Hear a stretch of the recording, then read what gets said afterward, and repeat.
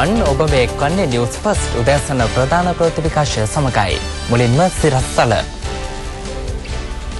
India අත්අඩංගුවේ සිටි ශ්‍රී ලාංකික දීවරයන් 15 දෙනෙකුට නිදහස. නවම් පුරපසළොස්වක පොහොය අදයි. පාසල් නිල ඇඳුම් සපයා නැති බවට රජයට චෝදනා. රොමේනියා අගමැති දුරෙන් ඉවත් වෙයි.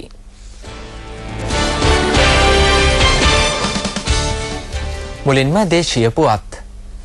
ජනමාධ්‍ය අමාත්‍ය කෙහෙලිය රමුක්කැල්ල මහතා ඕස්ට්‍රේලියාවේ සංචාරයක් අතරතුර අනතුරකට මුහුණ පා තිබෙනවා. නිවුස් ෆස්ට් කළ විමසීමකදී රජයේ ජ්‍යෙෂ්ඨ අමාත්‍යවරයෙකු ඒ පිළිබඳව තහවුරු කළා. එම අනතුරින් තුවාල ලැබූ අමාත්‍යවරයා මෙවන විට ඕස්ට්‍රේලියාවේ රෝහලකට ඇතුළත් කර සිටිනවා.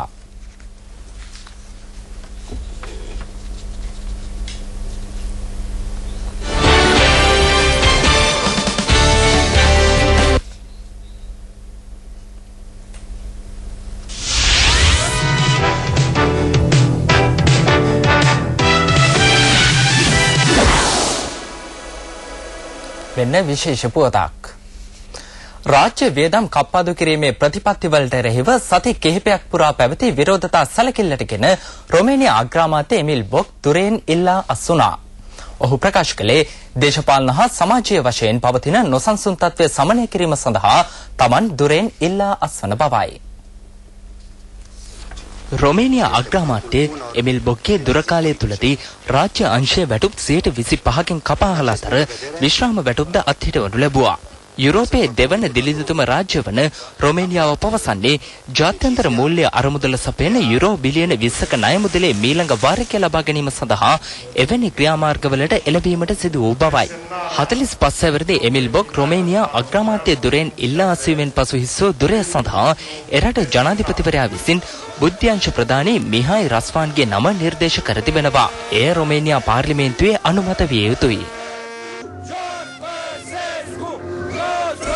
விசேட செய்தி ஒன்று. ரோமானியாவின் பிரதமர் எமில் பாக் தமது பதவியை ராஜினாமா செய்துள்ளதாக தெரிவிக்கப்படுகின்றது. வரவு செலவு திட்ட கொள்கைகளுக்கு எதிர்ப்பு தெரிவித்து நடத்தப்பட்ட ஆர்ப்பாட்டங்களை அடுத்து பிரதமர் பதவி விலகியுள்ளார். அமைச்சரவை கூட்டத்தில் கலந்து கொண்டதை அடுத்து இந்த தீர்மானத்தை அவர் எடுத்துள்ளதாக தெரிவிக்கப்படுகின்றது. ரோமானியாவின் பொருளாதாரம் நெருக்கடிகளை எதிர்நோக்கியுள்ள நிலையில் இந்த பதவி விலகல் பாரிய அரசியல் நெருக்கடியை தோற்றுவித்துள்ளது. அரசு ஊழியர்களுக்கான ஓய்வூதியம் குறைக்கப்பட்டு நிதி பிரச்சினைகள் தீவிரமடைந்து வருகின்றன. ரோமானியாவின் புதிய பிரதமராக அந்த நாட்டின் புலனாய்வு பிரிவின் தலைவரான மிகாய் ரஸ்வான் உங்குரியானுவின் பெயர் பிரேரிக்கப்பட்டுள்ளது. பிரதமர் எமில் பாக் பதவி விலகியதை அடுத்து அந்த நாட்டு ஜனாதிபதியால் இவரின் பெயர் பிரேரிக்கப்பட்டுள்ளது.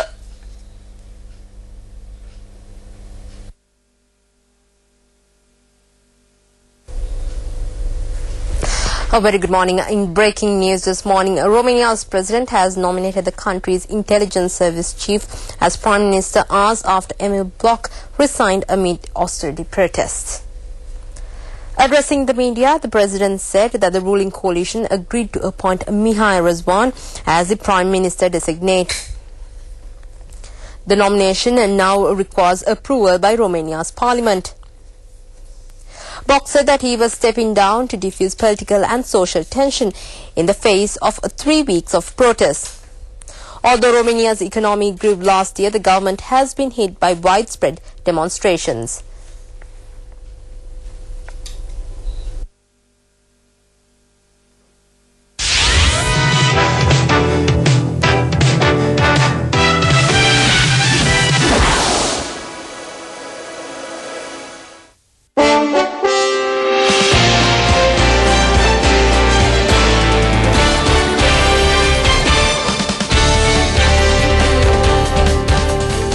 ඉන්දියා අත්අඩංගුවේ පසු තවත් ශ්‍රී ලාංකික දීවරයන් 15 දෙනෙකු නිදහස් කර තිබෙනවා. දීවර අමාත්‍යාංශය පැවසුවේ ඔවුන් ගමන්ගත් යාත්‍රා 3ක්ද මේ සමග මුදා හැර ඇති බවයි. දෙවුන්දර සහ ත්‍රිකුණාමල ප්‍රදේශයෙන් මුහුදුගේ දීවරින් පිරිසක් මෙලෙස නිදහස ලබා තිබෙනවා. දීවර අමාත්‍යාංශය පැවසුවේ මෙම පිරිස ඉදිරි දින කිහිපයේදී මෙරටට පැමිණෙනව තිබවයි. මොවුන් නිදහස් වීමත් සමග ඉන්දියා අත්අඩංගුවේ පසුවන ශ්‍රී ලාංකික දීවරින් සංඛ්‍යාව 6 දක්වා අඩු වී තිබෙනවා.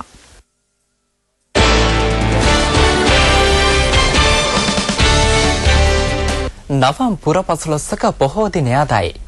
ශාසනික වශයෙන් සුවිශේෂී සිදුවීම් රැසකට හිමිකම් කියන නවම් පුරපසළොස්වක පොහොය මෙරට බෞද්ධයන් මහත් භක්තියෙන් සමරනු ලබනවා. බුදුරජාණන් වහන්සේ සැරියුත් මොගලන් මහරහතන් වහන්සේට අග්‍ර ශ්‍රාවක තනතුරු පිරිනැමුවේ අදවන් නවම්පුර 15 පොහෝ දිනකයි.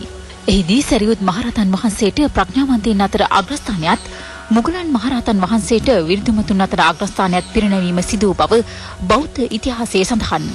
සම්බුද්ධ ශාසනයේ ප්‍රථම මහා සංඝ සම්මේලනයේද අදවන් පොහේ දිනකදී සිදුව තිබෙනවා. බුදුරජාණන් වහන්සේ විසින් නවම්පුර 15 පොහෝ දිනකදී ඕහද ප්‍රාතිමෝක්ෂ දේශනාව හෙවත් උපසම්පදා භික්ෂුන් වහන්සේට විනය නීති රීති දේශනා කිරීමද අදවන් පොහේ දිනකදී සිදු බව බෞද්ධ ඉතිහාසයේ සඳහන්. එමෙන්ම බුදුරජාණන් වහන්සේගේ 45 වසරක ශාසනික සේවය අවසන් කරමින් පරිනිර්වාණයට තෙමසකට පෙර විශාලා මහනුවර චාපාල ක්ෂේත්‍රයේදී ආයු සංස්කාරය අත්හැරීම සිදුව ඇත්තේද අදවන් නවම්පුර 15 පොහෝ දිනකයි. අද නවම්පුර 15 පොහොය දවසේ ඇසුරෙන් ඔබේ ජීවිතයට ගලපා ගත යුතු උතුම් ධර්ම කොටාසේ නම් ඔබ කල්යාණ මිත්‍රයන්ගේ ඇසුර කල්යාණ මිත්‍රයෙකු බවට පත්වීමේ ඇති වැදගත්කමයි. පින්වතුනි, එක්තරා දවසක බුදුරජාණන් වහන්සේට අනද මහ තෙරුන් වහන්සේ මතක් කරනවා මේ මුළු බුද්ධ ශාසනයෙන් හරියට භාගයක් පවතින්නේ කල්යාණ මිත්‍රයෝ නිසා කියලා. එහෙම කියන්න එපා ආනන්ද. මේ මුළු බුද්ධ ශාසනයම පවතින්නේ කල්යාණ මිත්‍රයෝ නිසා. පින්වතුනි, කවුද කල්යාණ මිත්‍රයා කියලා කියන්නේ?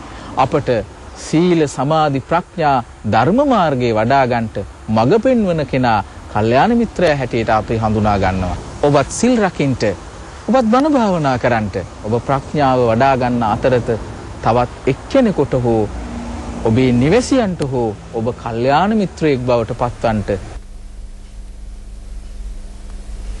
කොළඹ නව මැගසින් බන්ධනාගාරයේ ලිපිගොනු විනාශුවද එහි රැඳවියන්ගේ නීතිමය කටයුතු සඳහා කිසිදු බාධාවක් මතුව නොමැති බව පුනරුත්ථාපන හා බන්ධනාගාර ප්‍රතිසංස්කරණ අමාත්‍යාංශය පවසනවා.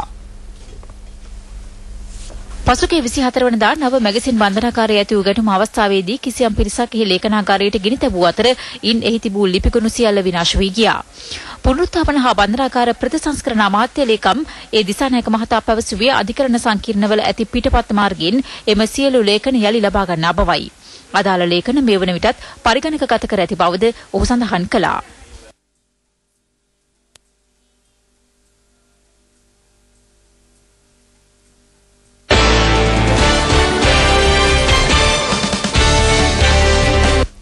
මේ වසරට අදාළ පාසල් නිලැඳුම් සැපීමට රජය මෙතෙක් ක්‍රියා කර නොමැති බවට ගුරු සංගම් චෝදනා කරනවා. ලංකා ගුරු සංගමේ ප්‍රධාන ලේකම් ජෝසප් ස්ටාලින් මහතා පැවසුවේ මේ හේතුවෙන් පාසල් සිසුන් මෙන්ම දෙමාපියන්ද දැඩි අසීරුතාවට පත් ඇති බවයි. නිලැඳුම් සඳහා මුදල් වෙන් කර ඇති බවට රජය ප්‍රකාශ කළද මෙතෙක් ඒවා ලබා දීමට අධ්‍යාපන බලධාරීන් අසමත් ඇති බවට ඔහු චෝදනා කළා. පාසල් නිලැඳුම් ජනවාරි මාසේ පළවෙනිදා ලබා නොදුන්නොත් ළමයින්ට අඳින්න දෙයක් නැහැ. විශේෂයෙන් අපි දන්නවා දැන් 10 වසර වගේ පන්තියක නිල් කොට කලිසම් වෙනුවට අඳින්න දිග කලිසම්. එතකොට දැන් මේවා රෙදි දුන්නේ නැත්නම් දෙමව්පියන්ට එන්නේ සල්ලි දීලා ගන්න. අපි දන්නවා දැන් රෙදි ලබා දෙන්න පාසල් 9662 රෙදි ලබා දෙන්න රජය මිලියන 1525ක් වියදම් කරනවා කියලා විශාල ප්‍රචාරයක් කරනවා. නමුත් ජනවාරි මාසේ පළවෙනිදාට කලින් මේ නිලැඳුම් ලබා දෙන්න බැරි නම් මේ ළමයින්ට රෙදි අඳින්නේ කොහොමද? ඉස්කෝලේ ඉන්නේ කොහොමද? මේක රජය දැනගන්න ඕනේ. නමුත් මේ වෙනකන් නිලැඳුම් රෙදි ලබා දෙන්න ආණ්ඩුව කිසිම කටයුත්තක් කරලා නැහැ. වහම මේ නිලැඳුම් රෙදි ලබා දෙන්න කටයුතු කරන්න. මේ චෝදනා සම්බන්ධයෙන් අධ්‍යාපන නියෝජ්‍ය අමාත්‍ය විජිත් විජයමුනි සොයිසා මහතාගෙන් අප විමසීමක් කළා. ඔහු පැවසුවේ මාර්තු මාසයට පෙර පාසල් නිලැඳුම් සැපීමට පියවර ගන්නා බවයි.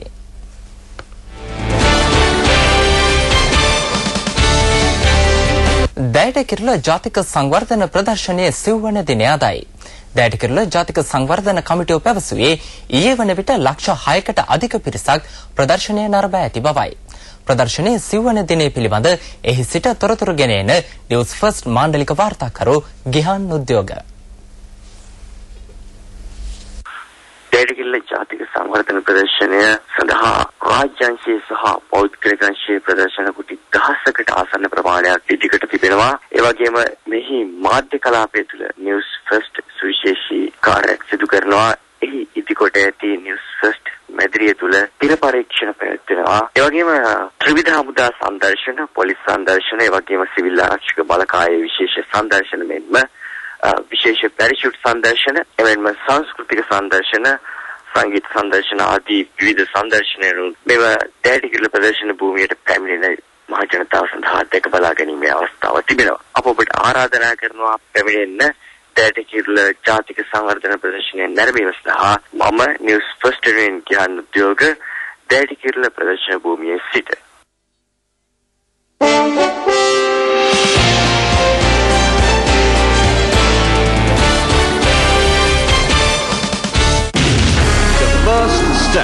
මට තව වැදගත් වැඩ තිබෙනවා.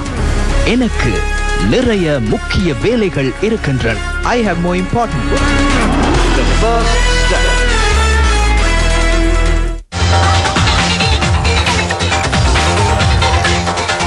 නව පලස්තීන අන්තර්වාර රජයකට තමන් නායකත්වය සපයන බව පලස්තීන ජනාධිපති මහමුද් අබ්බාස් කළ ප්‍රකාශය ඊශ්‍රායලයේ විවේචනයට ලක්ව තිබෙනවා. පලස්තීන ජනාධිපති මහමුද් අබ්බාස් මෙම තීරණයට එළඹැත්තේ හමාස් සංවිධානයේ නායක කාලෙඩ් මිෂාල් සමග පැවති දෙවන සාකච්ඡාවෙන් අනතුරුවයි. පලස්තීනයේ සාමය උදෙසා වන මාවත ජනාධිපති අබ්බාස්ගේ ප්‍රකාශය මගින් අතරමන් කර ඇති බව ඊශ්‍රායල අග්‍රාමාත්‍ය බෙන්ජමින් නෙතන්යාහු පවසා තිබෙනවා. පලස්තීන හමාස් සංවිධාන නව අන්තර්වාර රජයේ ඡන්ද විමසීම වෙස්ට් බැංක් ප්‍රදේශය සහ ගාසා තීරයේදී පවත්වන බව එරටින් ලැබෙන වාර්තා පවසනවා. නව රජයට නායකත්වය සපයන්නේ කවුරුන්ද යන්න පිළිබඳව ජනාධිපති අබ්බාස් සහ හමාස් නායක මිෂාල් අතර සාකච්ඡා පැවතුනේ පසුගිය වසරේ අප්‍රේල් මාසයේ සිටයි. එම ගිවිසුම මගින් වසර 4කට ගාසා තීරයට සහ බටහිර එවුර එක් රජයක පාලනයට යටත් වනවා.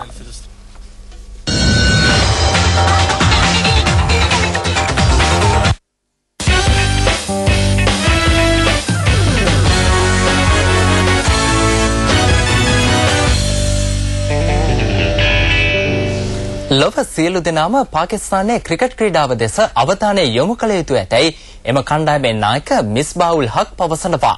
ඔහු මේ බව ප්‍රකාශ කළේ එංගලන්තය සමග පැවති ටෙස්ට් තරඟාවලිය තරඟ 3-0 ලෙස ජය ගැනීමෙන් අනතුරුව පැවති මාධ්‍ය හමුවේදී. ටෙස්ට් තරඟාවලියකදී පාකිස්තානයේ හමුවේ එංගලන්තය තරඟ 3-0 ලෙස පරාජය වූ පළමු අවස්ථාව මෙයයි. මට මේ තරඟාවලි ජයග්‍රහණයේ වටිනාකම වචනයෙන් ප්‍රකාශ කිරීමට අපහසුයි. විශේෂයෙන්ම තරඟාවලියේ තරඟ 3-0 ලෙස ජය ගැනීම ඒ විශ්මයජනක ජයග්‍රහණයක්. ටෙස්ට් ශ්‍රේණිගත කිරීම අනුව පෙරමුණේ සිටි එංගලන්තය සමග පැවති මෙම තරඟාවලියේදී අපට අන් කණ්ඩායම් වලට එරෙහිව ක්‍රීඩා කළ අයුරින්ම දක්ෂතා ප්‍රදර්ශනය කිරීමට හැකි වුණා. ගැටළු රාශියක් අතරින් කණ්ඩායම මෙවැනි ජයග්‍රහණයක් ගැනීම විශ්මයජනකයි. පාකිස්තානයේ ක්‍රිකට් ක්‍රීඩාව ක්‍රිකට් කණ්ඩායම බොහෝ දිනක් ප්‍රතික්ෂේප කළා. ඒ නිසා ඔවුන් නැවතත් අපේ ක්‍රිකට් ක්‍රීඩාව දෙස අවධානය යොමු කළ යුතුයි. They showed the world again that we are a power in this cricketing world.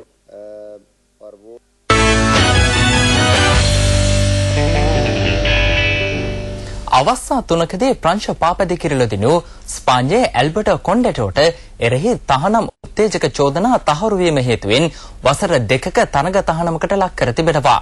යනුව මෙවර ප්‍රංශ පාපැදි සවාරිය සහ ලන්ඩන් ඔලිම්පික් උළෙල ඔහුට අහිමි වනවා. 2010 වසරේ ප්‍රංශ පාපැදි සවාරිය ජයගත් ඇල්බර්ටෝ කොන්ඩෙටෝ තහනම් උත්තේජක භාවිත කළ බවට තහවුරු වී ඇති අතර ඒ අනුව ක්‍රීඩා බේරුම් කරන අධිකරණය ඔහුට මෙම තරඟ තහනම් පනමා තිබෙනවා.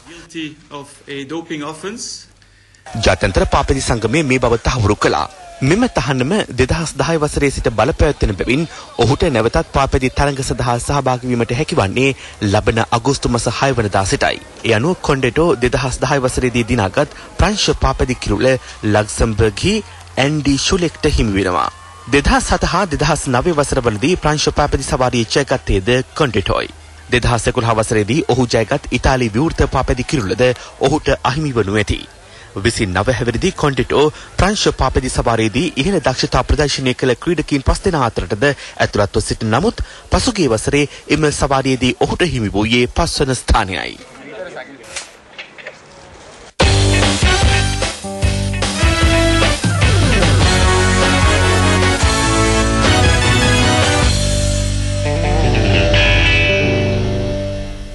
නිවුස් ෆස්ට් උදැසන ප්‍රධාන ප්‍රවෘත්ති විකාශය මෙන්න මාවට පත්වනවා. අයිබෝවන්